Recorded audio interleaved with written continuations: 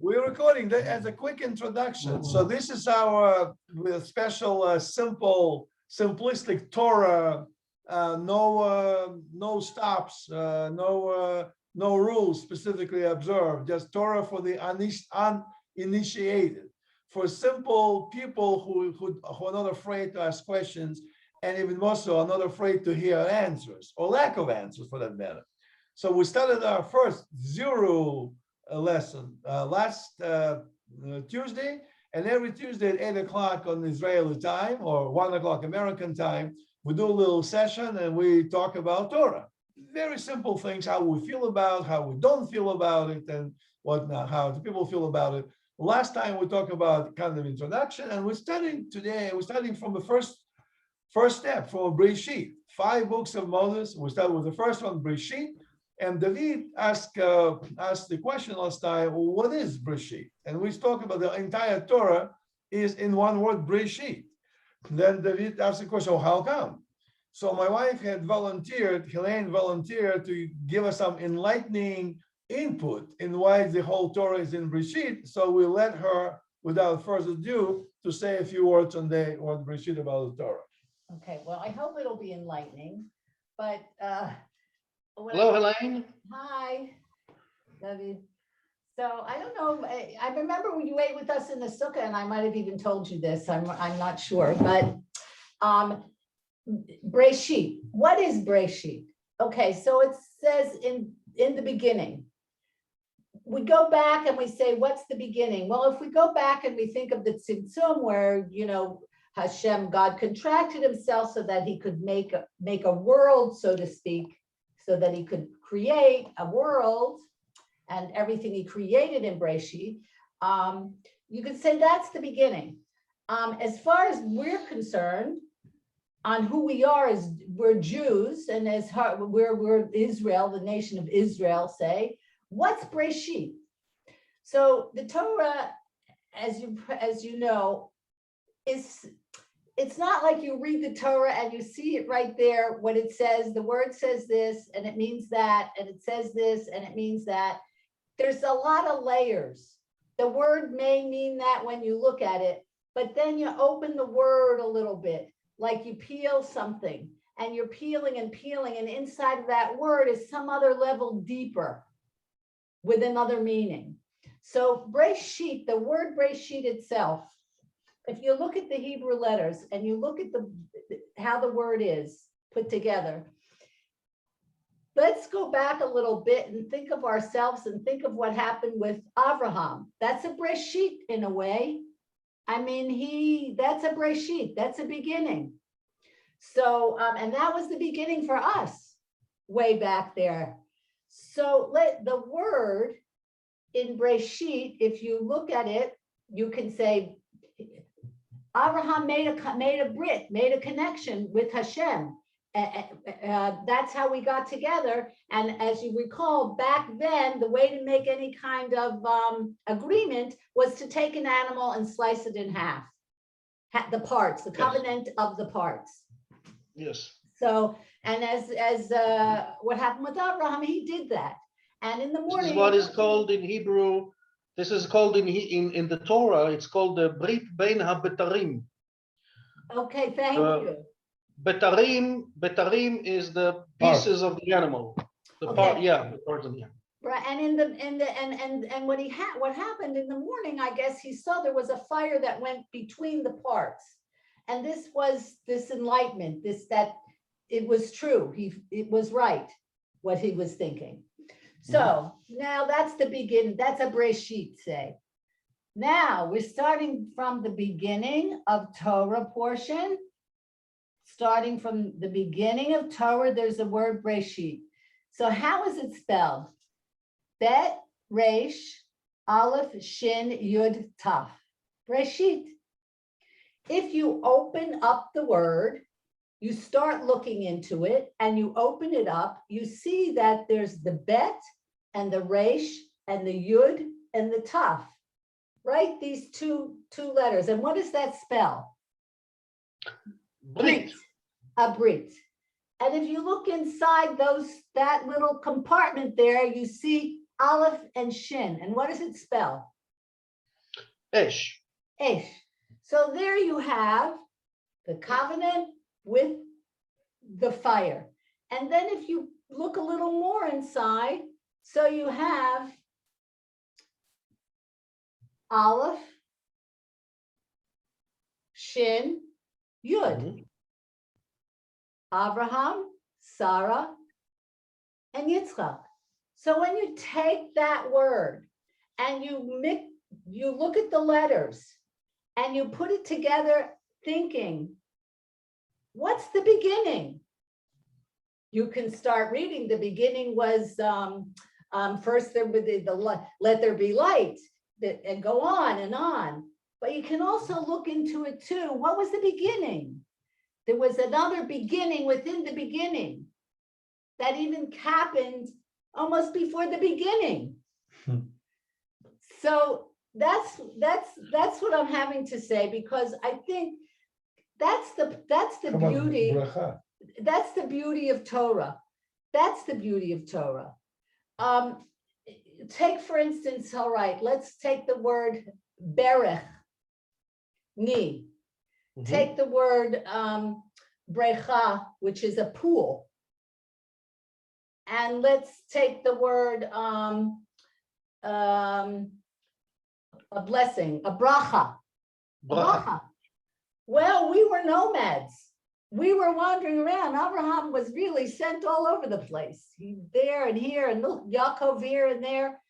So what happens? You need water. You're going all over the desert. You need water. You get to a brecha. You get down on your berech, and you make a bracha. That's what Torah, that's the way Torah works. It's a mosaic. And once... Well, that's not the way Torah works. That's the way the Hebrew language works. That's the way the Hebrew language works, but the Hebrew language is also an insight into who we are and what happened with us and how we think and how we should think and what we should think. And the Torah is like the manual that you look at, so you know how to live your life. But within that, there's all the other stuff of how did that happen? Why did that happen? Maybe there's something in here or in here, and then you see in there something.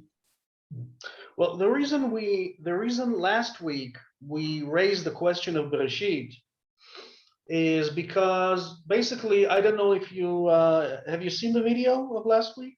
No, I don't. No. I don't know. So basically, Lev and I, we were talking about we were kind of presenting Judaism, okay, as chapter 1. Okay, so what is Judaism? What is the Torah? You know, how is it built?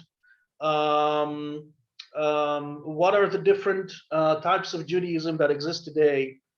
And then, you know, I said, I talked a little bit about, you know, about the structure of Judaism, basically the structure of the Jewish people, at least those who are religious. So you have the Orthodox, the conservative, Reform, Restructionist Judaism. That's all rabbinical Judaism. And you have the Karaites, and then you have the Samaritans. And so what would be best to start with, better than Bereshit, because that's the beginning of everything.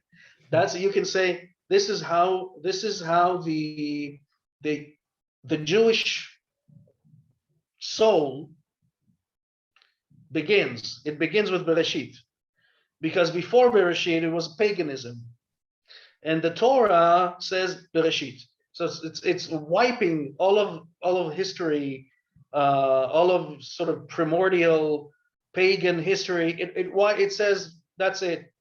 Stop. We're going to reset and Bereshit. Now I think that, and this is where I was getting at, and you started with the Kabbalistic point of view of Bereshit, because this is Kabbalah, the Sfirot, the Tzimtzum, this is the Kabbalah.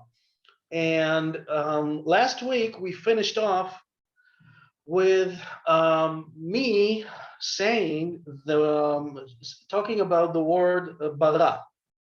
Now bara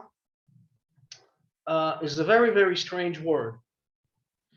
And I think that in basically throughout history, what happened is that because when the Bible was translated into Greek and then was translated into Latin, and then into all sorts of other languages, as Christianity grew and grew, and people needed to, at least those who were preaching Christianity, they needed to have the Bible.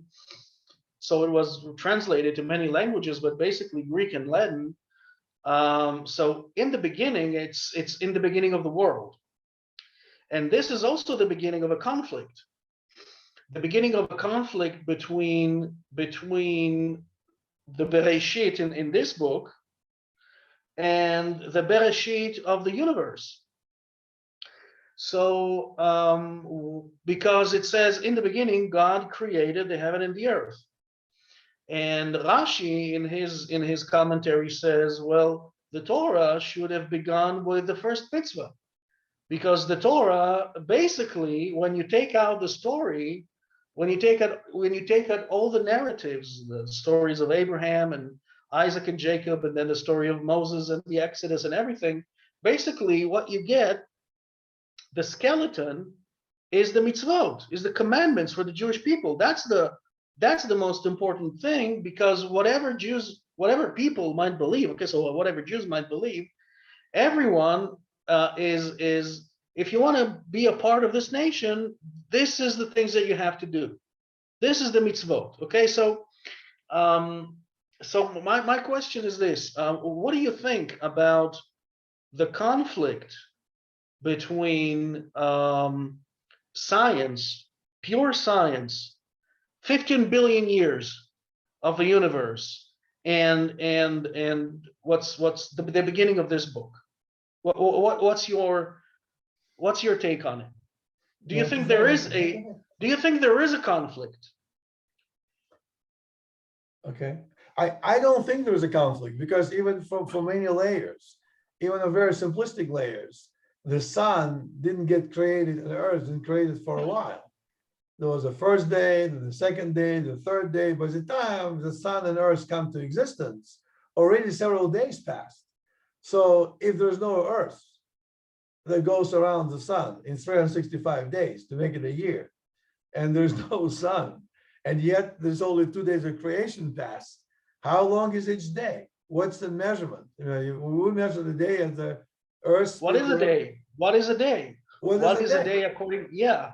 According to God, what is a day? Billion years or 20 billion years. The day could be, who knows how the day could be measured. So there's no conflict between the universe being dinosaurs could have been created. Maybe they didn't even call animals. Maybe they called something else, and they get created and die down after 15, 20 billion years or whatever, trillion years maybe. And then normal creation, quote unquote, kicked in, and then we got the history. So I think that Breshit, the first chapters, provide ample ground to any sort of theory. Therefore, the science is not, the Torah is not in conflict with the science. Science just explains a small subset of the Torah. Torah in one sentence tells, okay, we have no problem with science explaining how dinosaurs existed. It's the science you have to explain how Breshit comes into what's the philosophy. Because I always found, you probably know, since you were living in the States, you probably have heard of the creationist movement.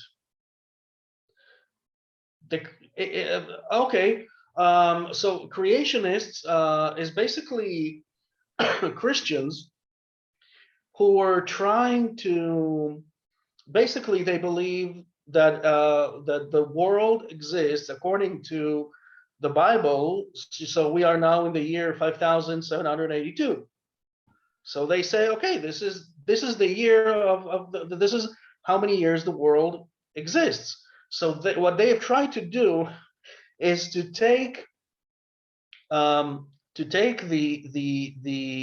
history, the dinosaurs and all of the things that scientists claim that have happened hundreds of millions of years ago, and to squeeze that into the 5,000, 6,000 year history.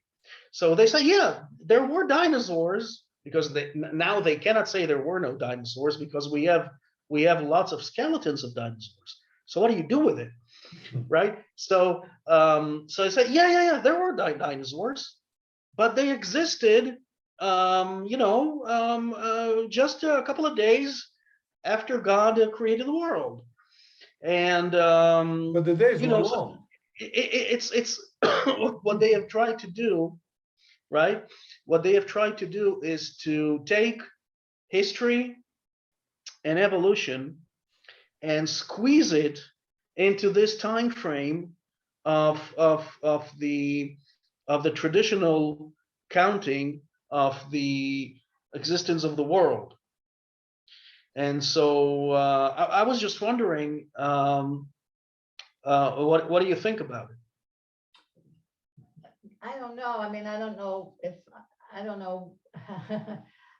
Science, what's the definition of science? What's the definition? Okay, so this is a great answer. A great question.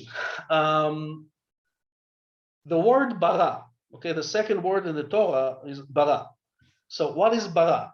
Okay, if we know what is bara, we can understand the first sentence in the Torah. Now, like I said, Rashi said, why start with this? It's like it's irrelevant.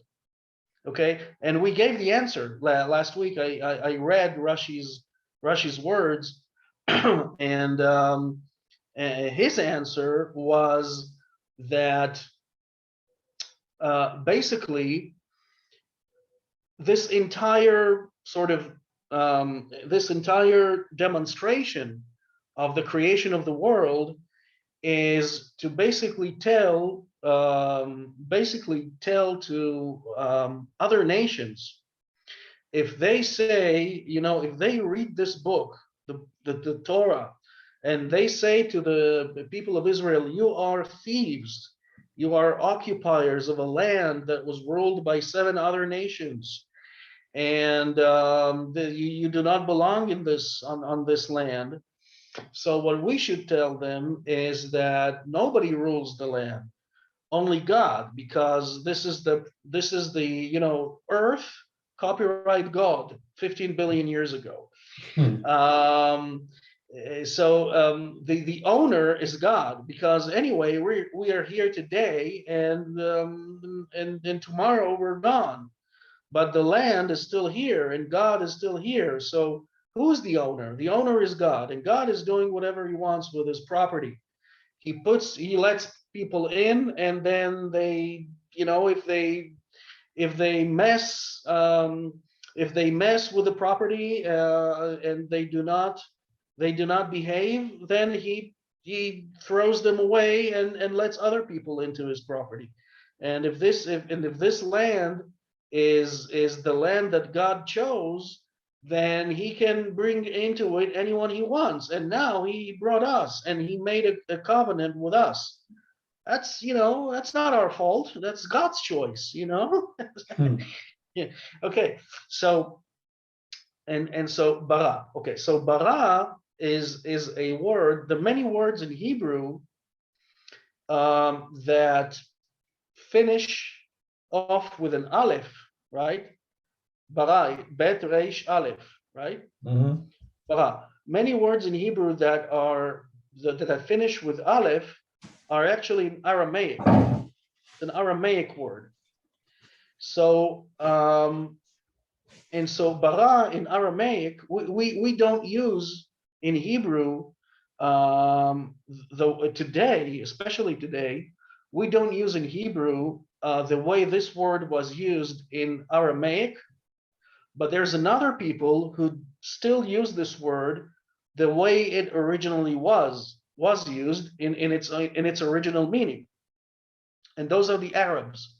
When the Arabs want to tell someone to get out, they say barra. because that's what, that in Arabic, barra is get out.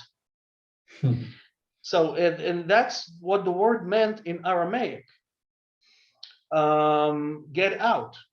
So if I read Bereshit bara, so I have a word in Hebrew and then I have a word in Aramaic. And so literally what it says is, in the beginning, get out. What does this mean? Well, God, if going back to, oh, sorry. Okay, I'm getting there. Okay, Bereshit bara. So now the word Bereshit is a mistake. There's no, you cannot actually say Bereshit.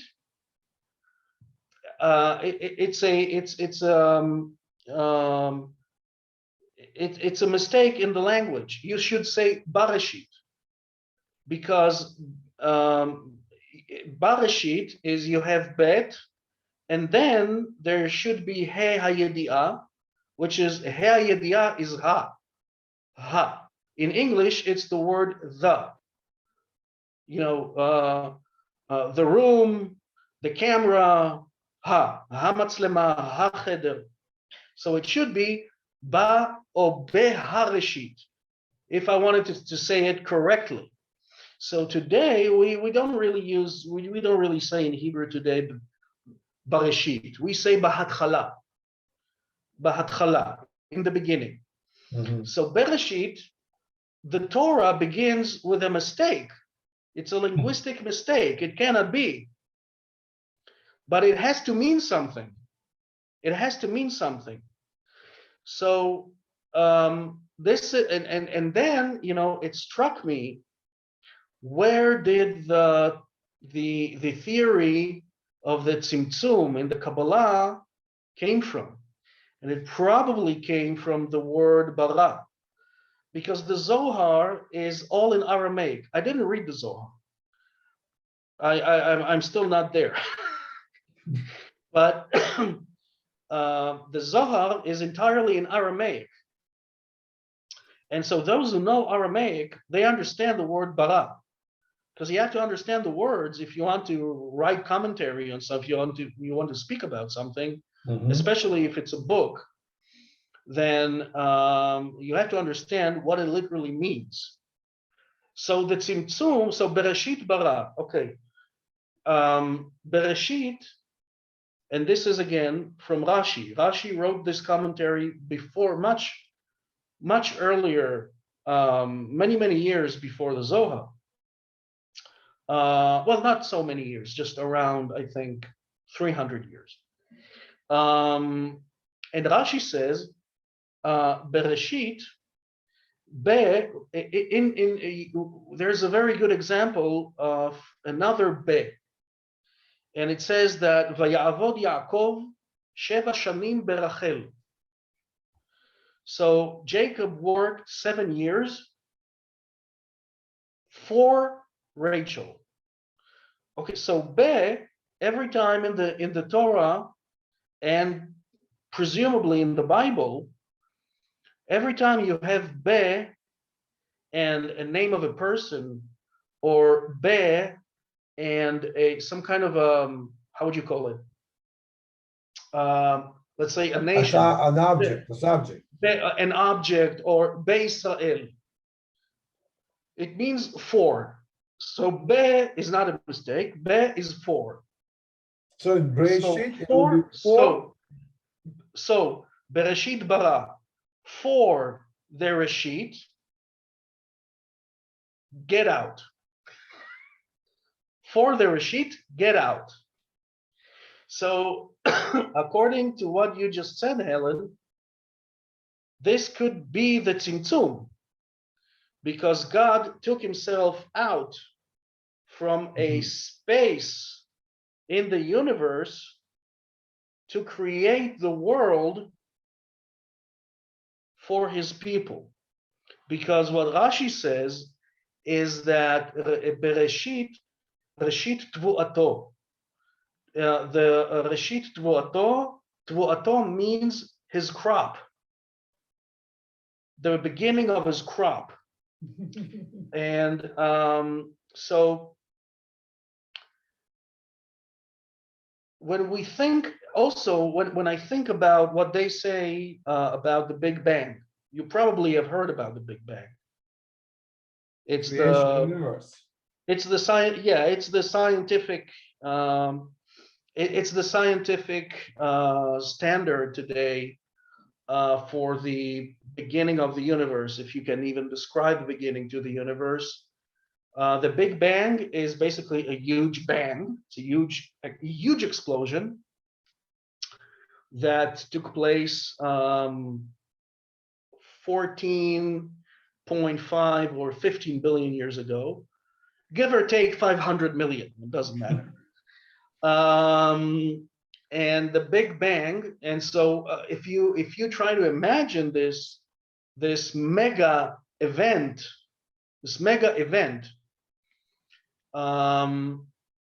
there probably was a huge appearance of light throughout the entire universe, because what according to science, this is not anything mystical or anything, because what has exploded is a very tiny, very extremely, what they call infinity, right? In science, you have this thing, infinity, right? When gravity and density become infinite. And so what has exploded is infinite gravity and infinite density, which became what they call singularity, a singularity. In physics, singularity is a point. It's a condition in nature. It's a condition in the universe where no rules of physics apply. So this is something like, basically, a singularity is something that It's only where physics cannot God, only where explain. God lives. No Yeah, physics. only God can explain singularity, but we Yeah. cannot explain singularity, because if we go into singularity, we immediately vanish. So, So, a huge explosion that basically spewed out all the primordial cosmic material into this vast something, which we don't understand what is this something. And I guess if this is right, there was a huge explosion, and so there has to be a huge, humongous, light, appearance of light, because that's what happens when stars die. When stars die, they explode in a huge thing that's called a supernova, and a supernova emits light for many years, and then the light and all the material starts gathering together because of gravity, and things become denser. They become denser and denser, and so more space is created. That's why there is like sort of empty space between stars and planets, is because material condenses and denses into objects. And so I find this But to be very interesting when you compare that to the tzimtzum in Kabbalah. well, I'm certainly not particularly educated in science, nor physics, nor Torah really, nor I'm not educated in, I don't think very much, except maybe the kitchen, but Me neither. but one thing I do think a lot about this as well. And when you were saying about bara, right? And the Bara. word Breshit and get out,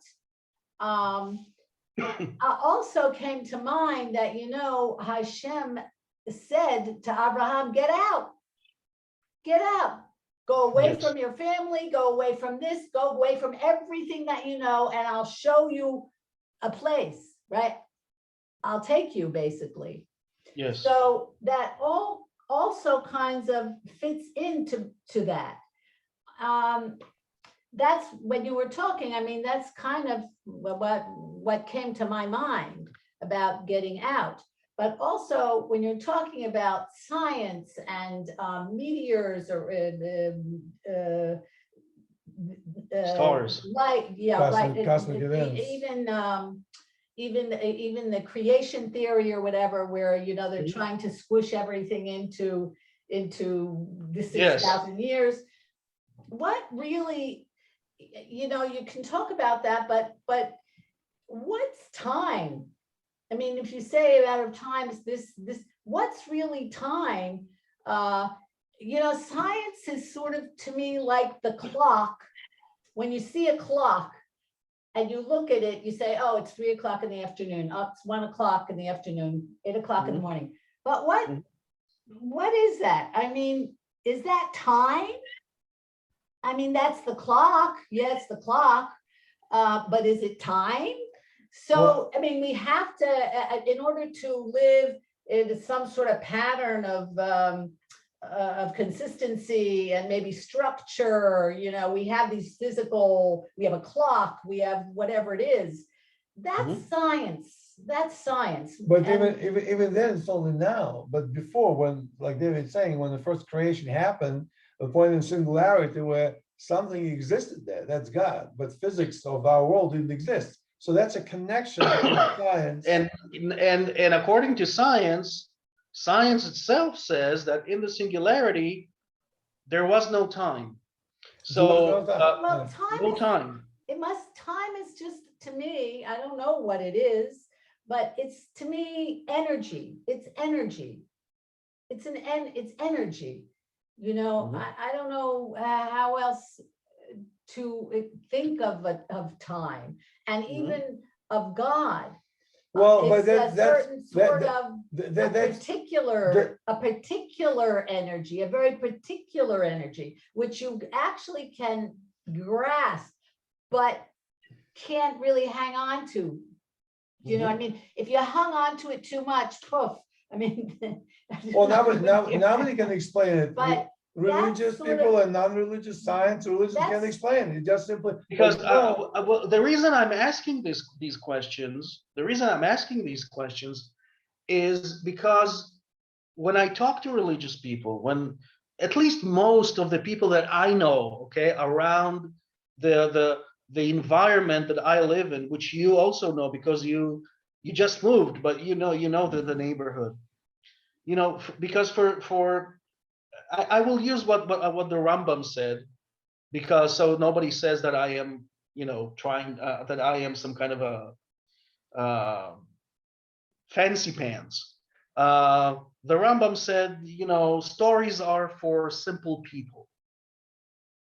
He said that. So I don't want to get into what the Rambam believed. This is not the subject, but most people say, if it's written in the Torah, that this is how it happened. This is how it happened. And, so did it happen according to the definitions? Did it happen according to the definitions that are in the Torah? So God created the world in 6 days. So a day is 24 hours, etc., etc. And that's science. That's science. Okay, so the Torah. So according to most people, the Torah begins with science. So my question is, out of curiosity, just for the sake of the video, do you accept this point of view or not? Or maybe yes and no, just like God, I guess. Well, again, I think maybe you'll answer it, because when at the point of singularity, science didn't exist, the time didn't exist, nothing existed, matter didn't exist, and all of a sudden something happened. From that standpoint, science probably exists, but even then, it was changing probably like no, not science. not science. Science did not exist because science is a human category. It's a category of the human Well, but consciousness. what I mean science exists, in other words, whatever existed, science can explain. After the Big Yes. Bang, science can explain. Until that point, science can explain. Religion cannot explain it either. Nobody can explain. But we know that something was or was not before the Big Bang, and that something goes beyond. If the laws of physics don't apply, then science have no business in trying to explain it, and religious people don't explain it. And the answer is very simple. I don't know. God existed. How? I have no idea. But it certainly was not the real world, because real world only happens a few seconds, so to speak, after the Big Bang. Until that point, and even if nothing existed, before that, then you have to say that the whole thing got created from nothing. Well, if that all doesn't get created from nothing, that process of creation existed. So something did get created from nothing. What was it? Nothing? I have no idea. Nobody can explain. But everywhere you go, you get a paradox. Well, yeah, it's, you know, I don't, for me, I mean, maybe I'm kind of simplistic in the fact that I kind of think of who haya hoveh v'yeh, was, is, and will Well, always be. So when that's my thought. mhm. So, was,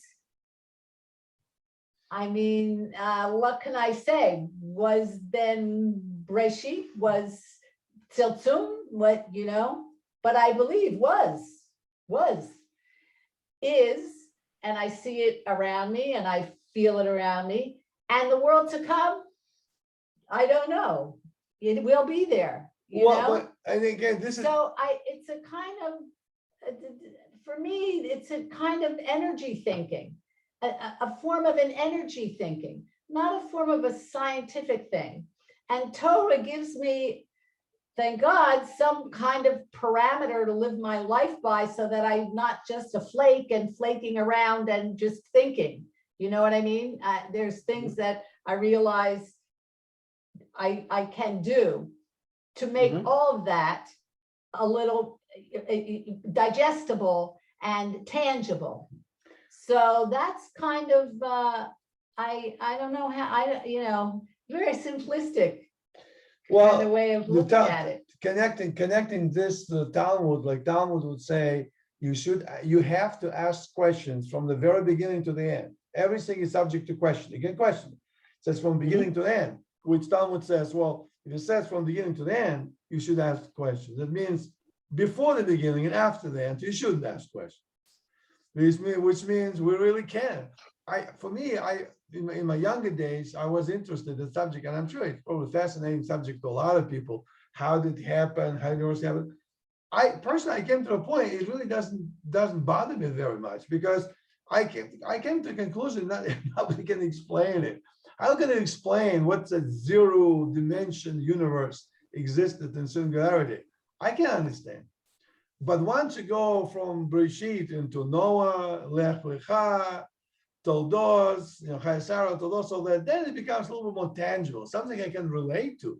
There's a flood, there's a water comes in. There's a lot of emotional. And there's a reason for that. There's a lot of emotional turmoil. There's domestic, you know, problems. Yes. There's wars. There's mystery. There's, I mean, you know, it's life going on.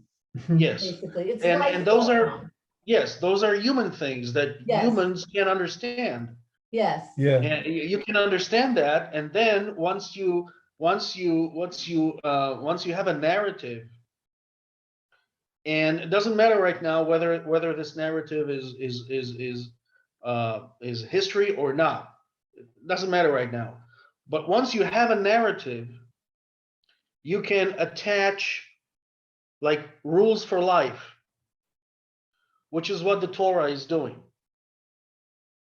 Now, because you know, it's interesting because Lev and you, Elaine, are Lev has been religious for how many, 35 years? No, No, less than that. 10, maybe 10. Maybe 15. Maybe 15, that's all. Oh, so I think I got it, okay, so I got it wrong. I was born in Russia. I grew up in Russia, which is Yeah, I very. know, but you said you left to the United States and then and in the States. I left, I was 25, spent 37 years in US. But during the 37 years, I didn't need, as soon as I came to America, I very soon went to the synagogue and started to discover Judaism, my background. When I first started to discover it, when I first came in, I was completely like, what's synagogue? What's big Knesset? What's the Torah? You know, who is Moses? You know, 5 books of Torah, 25 books of Torah, I have no idea. So by the time I get it all together, start to figure out, understand, took some time. So until that point, you know, I ate non-kosher and I lived a life like basically, I always knew and was proud of the fact that I'm Jewish, but I didn't know what it means. I didn't know what I want to do with it and to what extent. So both of you are religious for like 15 years? Yeah, Well, 50. I grew up, I mean, I grew up always knowing that I was Jewish. No, and I mean religious. Religious? No, a lot of more Yiddishkeit. Yiddishkeit. That's Okay. what was in the house, not religion, but Yiddishkeit. A little bit, well, that's, I think it's a little bit more Yiddishkeit than what Lev had in the Soviet Union. A lot. Because Absolutely. even Yiddishkeit was prohibited in Well, I Soviet don't know. Union. Like Well, my mother, well, if I didn't behave good, my mother would tell me, drain them cough in Yiddish. So she'll tell me in Yiddish, drain them cough. Well, you know, How do I know there's a let function? me tell you this. There was Shabbos candles lit occasionally, although my grandmother lit them all the time, and I love, that was my heart song, was my grandmother, really. And you know, I grew up, she lived in Williamsburg, so I grew up, I don't know if you know Williamsburg in America, but that's all the No. Hasidim. Brooklyn, Brooklyn. Brooklyn, that's the Hasidim, the real Ah. heavy duty area of the Hasidim, you know, with the white socks and the high and the, right. And so I Yes. grew up going to the live kosher chicken market to get a chicken and, you know, this kind of thing. And actually I grew up also in a town that had, we were the only Jews in the school. So there were not many Jews around, and we knew very well, and everybody around us made us know very well that we were Jews. So it's not, you know, but I wasn't religious. Did I know Torah? No, I didn't study Torah. I went to shul.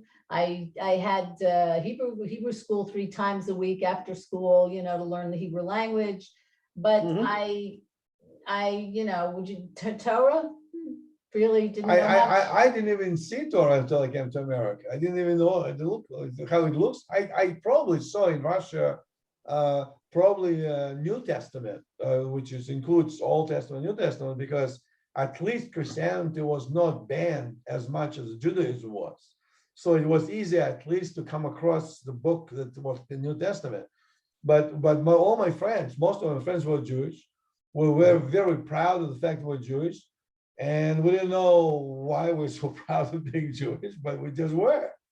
And occasionally Yiddish words, like I mentioned, my mother would say, in Russian, but in Yiddish, she would say, and my friends' parents also would say a few Yiddish words. Okay? So there was certain kind of a clique, tribal connection together. And that tribe, I mean, they find like people, in some remote places, Jews like in northern Afghanistan or somewhere, that people, they light the candle and they don't know why they light the candle, but so our grandparents used to do it, so we do it.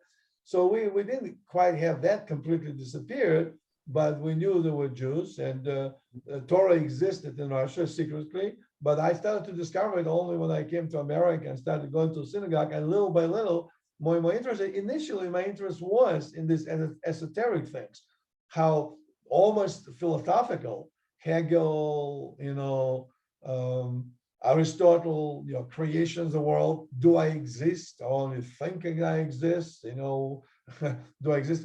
And then eventually I thought, what's the point? I can think about, is it me or just my perception of me, and what's perception? Touch me, touch it. Do I feel it or don't feel it? And then eventually I said, this is not for me. This is for Greeks, for French, maybe for Norwegians. For me, I have to study Torah. And then eventually I got to the point, it's all the philosophy narrowed down to basically studying who is Abraham, who is Isaac, who is Jacob, who is the 12 tribes, what we're supposed to do as Jews to help each other to live a better life. And became, to me, it was just more practical. And in my household, Israel was a very big word, spoken about all the time, all the time. The state of Israel. All the time. And my mother would say how she used to collect on the trains, on the subway trains, Karen Kayemet, and the pushkas and the pushkas, and how, and you must Israel and Israel and Israel. We're very, very, very pro-Israel and spoken about an awful lot. Yeah. Well, good. Listen, maybe help Israel. Because the reason I even raised the question of Bereshit is because you probably know this from up close. You go to the synagogue every day. You speak with people. I do it a little less, but I do know, and I have spoken to people. They have to believe that this is factual history. Does that matter to you or not?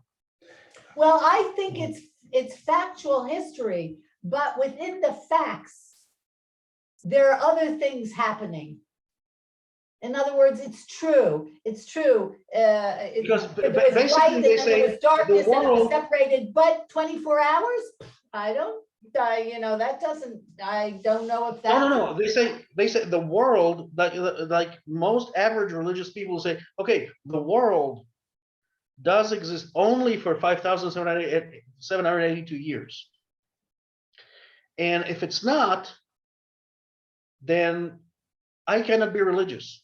So it has to be science. It has to be complete. This is the first two chapters of the Torah are science, are fact, hardcore science. You're telling me what they say now. Yes. Well, yes. they can. Everybody. Look, I can only speak for myself. And I say I'm religious.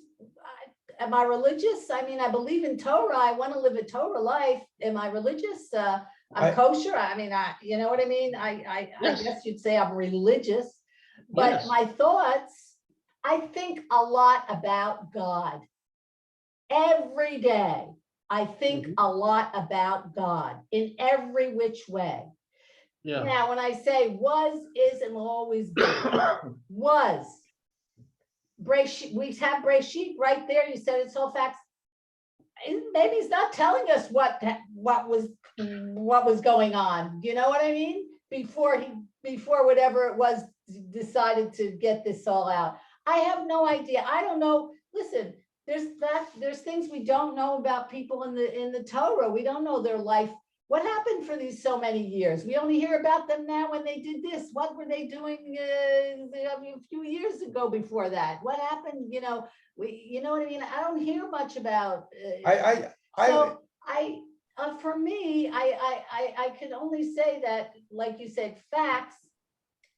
Yeah, certain things are facts. I think it's. I didn't say it's facts for me. I said it's facts for them. Oh yeah, no. I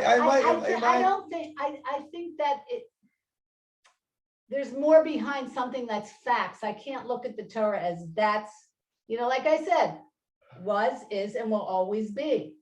That carries an awful lot. In my experience, I might not see a lot of things, but I'll keep trying to look for them. In my experience, like you said, Dave, when I talk to a lot of people, religious, non-religious, and I tell you, very rarely I had anybody who had this type of discussions. Most religious people, they're like, oh, here's Beersheba, there are 250,000 people, there are 250 synagogues. There's a lot of synagogues, every block there's synagogues everywhere. Tel Aviv, maybe less per Tel Aviv has many synagogues. Many, but maybe per capita is less, maybe. Jerusalem per capita per person maybe more. But overall, there's thousands, millions synagogues everywhere in Israel. And when I meet people, they talk about basically they go to the synagogue, they pray, then there's a drash. And during the drash, before the mincha, after the mincha, during the drash, I never heard the drash about creation of the world. Very rarely, almost never.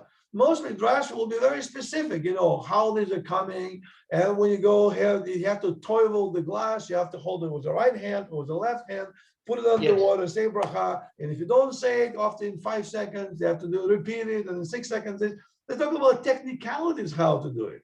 And if you ask them, how did I'm raising my hand to talk. how did the world, what is a one day? If I go to synagogue right now, the Sephardi synagogue or Chabad behind me, and say there's a 7 days, 6 days creation. On the day number 1, there was no earth and sun, and therefore there's no hours. So how do you call it a day? I think 100 people, 100% people, maybe 99.9 look at me and say, I have no idea what you're talking about. I mean, I just want to know what time is mincha. Wait, I don't think so. I think there are people, I never met I them. don't I never speak met them. Unfortunately, I don't speak Hebrew in a depth where I can try even to have a conversation with anybody on that level. But I really believe there are classes. I think there's classes where people do talk about those things, and I believe that. I just think Or there maybe is. I just don't know where they are. maybe I don't know maybe whoever listens to our tape, we're recording this tape, and somebody knows about this, it'll be good to hear. Send us kind of for the feedback to know. Do people talk about as a shiur in Jerusalem in Meir Sharim next Wednesday at 4 o'clock? They talk about exactly how many seconds and minutes the first day actually created, and how the diners are created, in which day diners are created. Did they just appear to be? I heard there's a diners create. Why Adam didn't have the belly button? Because God created him without belly button. No, he created him with belly button. Well, why didn't he have a belly button? He didn't have a mother. Well, God just created him with a belly button. Eve too. Why? Because that's what God wanted to do. So he looks like everybody else. Go explain. What was the reason? Why didn't he get a belly button? Well, that's how God did it. And that whole conversation. And then back to what I admit I'm a little bit, maybe I'm a little bit too philosophical. I don't know, but I am intrigued about these parts in the Torah because they open up so many philosophical subjects, and the Garden of Eden and everything, and about everything about doesn't it? Don't you feel everything about human consciousness. Like consciousness, light. I mean, a lot of light comes out of that. Well, you can call it light. Yeah. I just call it. I mean, when you say light, you mean like thought, depth, knowledge, the pursuit of knowledge. Fascinating subject. The pursuit of knowledge. Yeah, I don't know. This is just something that I thought, so it's not anything really anywhere. But I was thinking once about Torah, and like I was talking to you about the depth of the words, the Hebrew, and the word opening up to different things, and seeing other stories in the words and so forth. And I was thinking about that, and for some reason I also was thinking at the same time, or on the other side of my brain, about archaeology. Archaeologists are always trying to find evidence and this kind of thing. And archaeologists dig that the further down, I was thinking they dig, right? Yeah. The further they dig, the darker it gets. I mean, they're going further and further away from light. They're getting these. They got a coin. They went way down to get this coin. The Torah, the further and further you dig, the lighter it gets. Well, because well, I guess it's the nature of archaeology. You dig in the ground. What can you do? You have nowhere to go but downward. Downwards, the Well, downward that's spiral. why if you go to Torah, you have no place to go but up. But no, but yeah, it could be the same, because you get information. The problem is, of course, that with archaeology, the more they find, the more it sort of usually, at least what they claim, usually it contradicts what's written. So they cannot Correlate. with their findings, they cannot sort of approve and say, yeah, what's written in the book of Kings about David and Saul and David and Solomon, did that did David's kingdom even exist, or did it exist in the grandeur and the size that it is described in the Bible? Usually what they say, well, we cannot find it anywhere, we're looking for it. I wish I could find something and tell you, yeah, what's written in the Bible is true, but we cannot find anything. What we find is different stuff. And so okay, so we could live with that. But when it comes to the Torah, and people go crazy, and especially, I think, especially Christians, in the beginning, God created heaven and the earth. That's it. For almost 3,000 years, up until Nicolaus Copernicus, the view of the world was, and it was also the view of the church, of the Catholic Church, is that the earth is in the middle, and the sun and the moon and the planets, and then all of the stars, everything revolves around the earth, because that's the way they understood it from the Bible. Aristotle he understood it, but quite differently, because he didn't know the Bible. He didn't know the Torah. He didn't know anything about Jewish knowledge or Jewish philosophy or Jewish religion. But at least when it comes to the church, this is the view they had. And then when Galileo Galilei, you probably heard of that guy, when he looked with the first telescope in history, and he started writing things, and he said that it can be true. 100 years before Galileo, Copernicus said that no, the sun is the center and everything revolves around it.